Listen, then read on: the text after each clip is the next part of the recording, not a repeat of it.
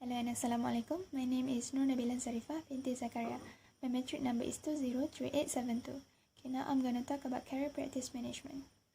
Many researchers indicate that the terms career planning and career management are still lack of theoretically and systematically examining in organizational management perspective and examining in individual and organizational perspective. Moreover, the term career, its structure, and CPM are subjected to change. In the past, career explained as a sequence of positions of increasing responsibility and seniority over time focused on personal as well as organizational goals on individual undergone through his or her lifespan, which may be under employees control someone else, while in contemporary context, career defined as a process of development of the employee along a path of experience and jobs that may be in one or more organizations. According to Baruch, CPM is considered as a comprehensive approach which includes all the activities and techniques facilitated by the organization to facilitate career development of its employee. CPM is considered as a contemporary HRD practice which assists employees to manage their career. Active planning clusters by Baruch and People model use medium on sophistication and high on involvement like dual career ladders, special work assignment to develop career, job rotation, and availability of common career path appeared in this cluster. This cluster clearly indicate that management process responsibility in actively involvement through several approaches that has been applied in organization, such as performance appraisal as a basis for career planning, career counseling by direct supervisor, career counseling by HR department, and succession planning. Okay, that's all for me. Thank you. Okay, thank you, Eva. Now, my name is Nur Shaima binti Ahmad.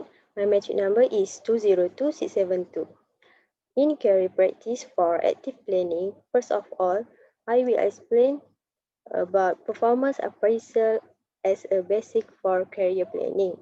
A performance appraisal is a regular review of an employee's job performance and overall contribution to a company.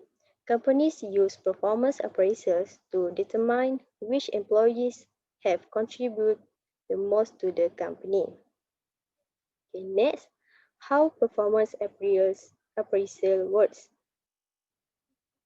First, performance appraisal provide a way for companies to determine which employees have contributed the most to company's growth, review progress, and reward high-achieving workers.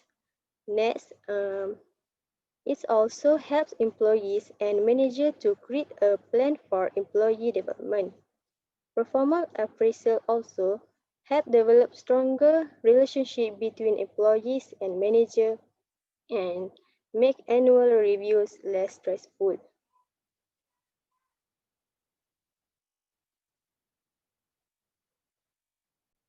Okay, next, there are several types of performance appraisal that can be used. First, self-appraisal. Self-appraisal is effectively a self-performance review which can be used as an integral part of performance appraisal. Self-appraisal also gives employees a better understanding and insight to their own performance, and at the same time empower them to take responsibility of their own career development. The second type is peer appraisal. Peer appraisal occurs as it is often believed your immediate colleagues know more about your performance than your manager or subordinates. This appraisal can receive detailed and broad insights into their performance and develop their skills based on this. Other than that, through this appraisal also can reveal issues an employees was aware of but had never fully accepted. Okay, the third appraisal is approach appraisal.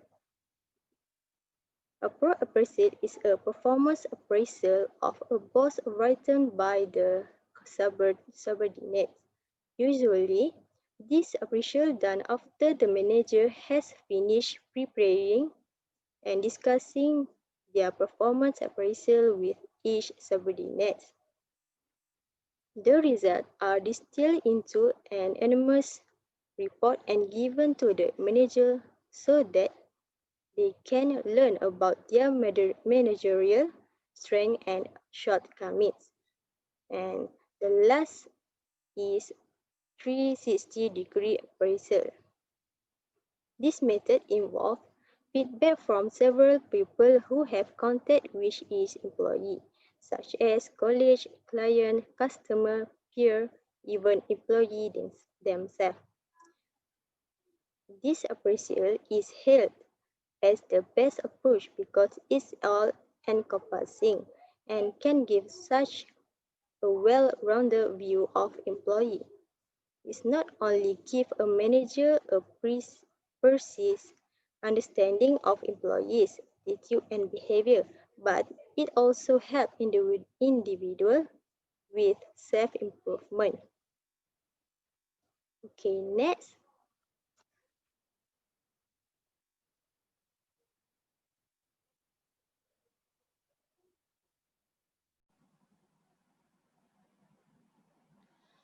Hi, now I will talk about career counseling by direct supervisor. So, what is career counseling? Career counseling is two-way communication with the employee. The main two sources for conducting career counseling is direct manager and HRM manager. Usually, career counseling services provide to both individual and organization. So, what is direct supervisor? Direct supervisor is the person to which the employee directly report to and who supervises the employee works on a regular basis. A direct supervisor also has core knowledge of employee attitude, behavior, and skill. Next is the function of supervisor. According to Bernard and Good year 2004, supervisors generally accepted in counseling field or to support and professionally development of service or supervises and to protect welfare of the client. Next is I will talk about role of direct manager in career counseling. The first role is motivates the employee. For example, supervisor motivates the employee to participating in training program so they can enhance their skill. The next role is supervisor should ensure allocate enough resources for the training so the employee can develop and polish themselves. The third one is to find out where the employees are lacking and what's a new skill they need acquire for an increased productivity. Like supervisors should review the words and suggest material that can enhance their skill. Next is the advantage conduct by direct manager. The first advantage is they have enough knowledge of organizational goals and development. They are so knowledgeable skill, and this is because they have intensive training and wide experience. Direct manager also have the professional skill of good teacher and good consultant, like they can apply learning and providing alternative intervention.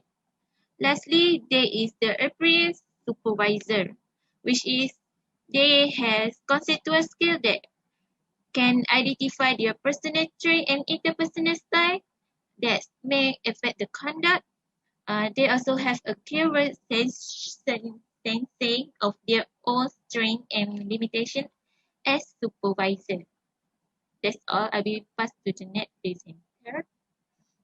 Thank you to Nana. Hi, my name is Nur Shafika binti Ismail. My matric number is 203876. Now I will continue the presentation with topic career counseling by HR department. Okay, what is HR counseling? HR counseling is a method of understanding and helping people who have technical, personal, and emotional or adjustment problem that usually has emotional content that an employee with the objective of reducing it so that performance is maintained at adequate level or even improved upon. What is HR department? HR department is a company want to task with the training and development of its workers who are considered some of the company's most important research. HR department has mission is to make sure the company employees are adequately managed, appropriately compensated, and effectively trained. The HR department also have responsible for recruiting, hiring, firing, and administering benefits. Next is for role HR department in career counseling. Okay, role HR department in career counseling. First, they want to help employees establish career goals and find appropriate career paths. Some personal department offer career counseling. The career counselor may simply be someone who listens to the employee's interests and provide the specific job-related information. For the last is the counselor may help employees uncover their interests by administering and interpreting aptitude and skill tests. For the last point is advantage conduct by HRM. First is they will be familiar with HRM planning for the whole enterprise. For the lastly is they also have enough knowledge, skill, and experience of counseling in general. That's all from me. Thank you. So my name is Hu Jiyuan and my magical number is 204312. I will continue the presentation to introduce the succession planning. So when we see this title, maybe we have some confused about what is succession planning. Succession planning is a deliberate and systematic effort by an organization to ensure leadership continuity in key positions, retain and develop intellectual and knowledge capital for the future, and encourage individual advancement. So why we need succession planning for organizations? There are 4 benefits. The first one is ensures that employees are recruited and developed to fill each key role. And the second one is ensures that we operate effectively when individuals occupying critical positions depart, and then may be used for managerial positions or unique or hard-to-fill roles. And the final one is align bench strengths for replacing critical positions. So then let's move on to the comparison. So for the traditional succession planning, it's driven by an RNU-HR and entitlement focus, bureaucratic or broody payback system decided in secret, the list and identified development actions, but no accountability for mentors. But now it's driven by current and procedures future business needs. Successors determined by an open process with multiple inputs and factors, and then development plans, development discussions and coaching with both candidates, management, mentors, and others held accountable for progress and monitoring. So to better understand succession planning, we need to know the process of succession planning. There are 4 steps. The first one is identify key position, and the second one is conduct position analysis, and the third one is develop succession plan, and the final one is monitor, evaluate, and revise. So for the first step, identify key position, there are 4 aspects we need to know. The first one is key contributor. So people in achieving the organization's mission or would hinder vital functions, and then is specialized leadership. The position requires specialized or unique expertise. And third is geographic. The position is the only one of its kind in a particular location. And the final one is vacancy. Position will be vacant due to retirement, advancement in the organization, and lateral moves. Then let's move on to the second step, conduct position analysis. So to understand this step, we need to know the 4 questions. What are the external and internal factors affecting this position? And so on. So the third step is develop succession plan. The succession plan is the culmination of phases 1 and 2. Reviews of the individual positions and high turnover job classes are rolled into one document, and gaps and strategies are formulated at an organizational or unit level.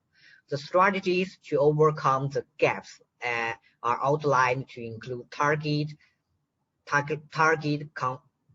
completion dates, responsible parties, and required resources. And the final step is monitoring, evaluation, and revision. So first, we need to choose an evaluation period, usually an annual evaluation. So then be prepared to react quickly to unfrozen changes in the plan. The final is, and the last is, status or progress updates should be monitored through succession plan templates.